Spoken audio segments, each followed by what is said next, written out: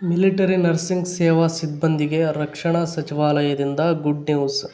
ಮಾಜಿ ಸೈನಿಕ ಮಾನ್ಯತೆ, ಸರ್ಕಾರಿ ಸೌಲಭ್ಯಗಳು. ಈ ವಿಡಿಯೋದಲ್ಲಿ ಈ ವಿಷಯದ ಬಗ್ಗೆ ಸಂಪೂರ್ಣವಾಗಿ ತಿಳಿದುಕೊಳ್ಳೋಣ. ಮಿಸ್ ಮಾಡದೆ ಈ ವಿಡಿಯೋವನ್ನು ನೋಡಿ ಮತ್ತು ನಿಮಗೆ ಯಾವ ಉದ್ಯೋಗದ ಬಗ್ಗೆ ಮಾಹಿತಿ ಬೇಕು ಎಂಬುದನ್ನು ಕಮೆಂಟ್ನಲ್ಲಿ ತಿಳಿಸಿ. ಹಾಗೆ ಇಷ್ಟ ಆದರೆ ಸಬ್ಸ್ಕ್ರೈಬ್ ಮಾಡಿ.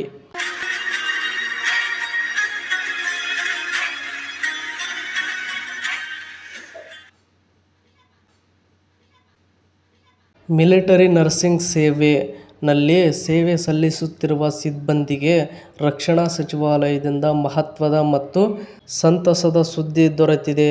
ಇನ್ಮುಂದೆ MNS ಉದ್ಯೋಗಿಗಳನ್ನು ಅಧಿಕೃತವಾಗಿ ಮಾಜಿ ಸೈನಿಕರು ಎಂದು ಪರಿಗಣಿಸಲಾಗುತ್ತದೆ. ಈ ನಿರ್ಧಾರದಿಂದ ಅವರಿಗೆ ಮರು ಉದ್ಯೋಗ ಸೇರಿದಂತೆ ಹಲವು ಸರ್ಕಾರಿ ಸೌಲಭ್ಯಗಳು ಲಭ್ಯವಾಗಲಿದೆ. ಈ ಸಂಬಂಧ ರಕ್ಷಣಾ ಸಚಿವಾಲಯ ನಿಗಮದಲ್ಲಿ ತಿದ್ದುಪಡಿ ಮಾಡಿ ಹೊಸ ಮಾರ್ಗಸೂಚಿಗಳನ್ನು ಜಾರಿಗೊಳಿಸಿದ್ದು, ಅವು ಫೆಬ್ರವರಿ 9, 2026ರಿಂದಲೇ ಅನ್ವಯವಾಗುತ್ತಿವೆ. ಅಂದರೆ ಈಗ ಆಲ್ರೆಡಿ ಅನ್ವಯವಾಗಿದೆ. ಇನ್ನು ಕೇಂದ್ರ ಸರ್ಕಾರದ ಸಂವಿಧಾನದ ವಿಧಿ 309ರ ಅಡಿಯಲ್ಲಿ ಮಾಜಿ ಸೈನಿಕರ ಕೇಂದ್ರ ನಾಗರಿಕ ಸೇವೆಗಳು ಮತ್ತು ಹುದ್ದೆಗಳಲ್ಲಿ ಮರು ಉದ್ಯೋಗ ತಿದ್ದುಪಡಿ ನಿಯಮಗಳು 2026ರನ್ನು ಪ್ರಕಟಿಸಲಾಗಿದೆ. ಈ ತಿದ್ದುಪಡಿಯ ಮೂಲಕ ಮಾಜಿ ಸೈನಿಕರ ವ್ಯಾಖ್ಯಾನವನ್ನು ವಿಸ್ತರಿಸಿ ಭಾರತದ ಸೇನೆ ಮತ್ತು ನೌಕಾಪಡೆ ಮತ್ತು ವಾಯುಪಡೆಯಲ್ಲಿನ MNS ಸಿಬ್ಬಂದಿಯನ್ನು ಕೂಡ ಅದರೊಳಗೆ ಸೇರಿಸಲಾಗಿದೆ. ಹುದ್ದೆ ಅಥವಾ ಶ್ರೇಣಿಯ ಭೇದವಿಲ್ಲದೆ ಎಲ್ಲ MNS ಹುದ್ದೆಗಳಿಗೂ ಈ ಮಾನ್ಯತೆ ನೀಡಲಾಗಿದೆ ಎಂದು ಸಚಿವಾಲಯ ಸ್ಪಷ್ಟಪಡಿಸಿದೆ. ಇನ್ನು ನೆಕ್ಸ್ಟ್ ನಾವು ನೋಡುವುದಾದರೆ, ಈ ನಿರ್ಧಾರದಿಂದಾಗಿ MNS ಸಿಬ್ಬಂದಿಗೆ ಸೇವಾನಿವೃತ್ತಿಯ ನಂತರ ಮತ್ತೆ ಉದ್ಯೋಗ ಪಡೆಯುವುದು ಸುಲಭವಾಗಲಿ. ಇನ್ನು ಮುಂದೆ ಅವರು ಇತರೆ ಮಾಜಿ ಸೈನಿಕರಂತೆ ಸರ್ಕಾರಿ ಉದ್ಯೋಗಗಳಲ್ಲಿ ಮೀಸಲಾತಿ ಹಾಗೂ ಆದ್ಯತೆಯ ಪ್ರಯೋಜನಗಳನ್ನು ಪಡೆಯಬಹುದು. ಗ್ರೂಪ್ ಸಿ ನೇಮಕಾತಿಯಲ್ಲಿ ಶೇಕಡ 10 ಮೀಸಲಾತಿ ಮತ್ತು ಗ್ರೂಪ್ ಡಿ ನೇಮಕಾತಿಯಲ್ಲಿ ಶೇಕಡ 20 ಮೀಸಲಾತಿ ಸಿಗಲಿದೆ.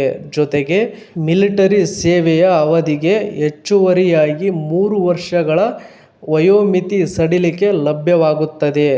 UPSC ಮತ್ತು SSC ನೇಮಕಾತಿಗಳಲ್ಲಿಯೂ ಸಮಾನ ಆದ್ಯತೆ ದೊರೆಯಲಿದೆ. ಇನ್ನು ನೆಕ್ಸ್ಟ್ ನಾವು ನೋಡುವುದಾದರೆ, ಒಟ್ಟಿನಲ್ಲಿ MNS ಸಿಬ್ಬಂದಿಯ ಸೇವೆಯನ್ನು ಗೌರವಿಸಿ ಅವರಿಗೆ ಸಮಾನ ಹಕ್ಕುಗಳು ಮತ್ತು ಭದ್ರ ಭವಿಷ್ಯ ಒದಗಿಸಲು ಸರ್ಕಾರ ತೆಗೆದುಕೊಂಡಿರುವ ಈ ಕ್ರಮ ಬಹಳ ಮಹತ್ವದ್ದಾಗಿದೆ. ದೇಶ ಸೇವೆಯಲ್ಲಿ ತೊಡಗಿರುವ ನರ್ಸಿಂಗ್ ಸಿಬ್ಬಂದಿಗೆ ಇದು ನಿಜಕ್ಕೂ ದೊಡ್ಡ ಉತ್ತೇಜನವಾಗಿದ್ದು, ಅವರ ವೃತ್ತಿಜೀವನಕ್ಕೆ ಹೊಸ ದಿಕ್ಕು ನೀಡಲಿದೆ. ಇನ್ನು ಇದೇ ತರಹದ ಮತ್ತಷ್ಟು ಉದ್ಯೋಗಕ್ಕೆ ಸಂಬಂಧಿಸಿದ ಸುದ್ದಿಗಳನ್ನು ಓದಲು ನಿಮ್ಮ ಜಾಬ್ಸ್ ಆ್ಯಂಡ್ ಎಜುಕೇಷನ್ ಅಪ್ಡೇಟ್ ಚಾನಲ್ಗೆ ಸಬ್ಸ್ಕ್ರೈಬ್ ಆಗಿ.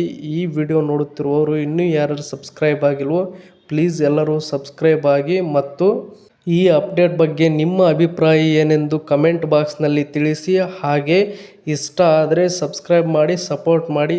Thank you for watching friends. ಎಲ್ರಿಗೂ ಧನ್ಯವಾದಗಳು.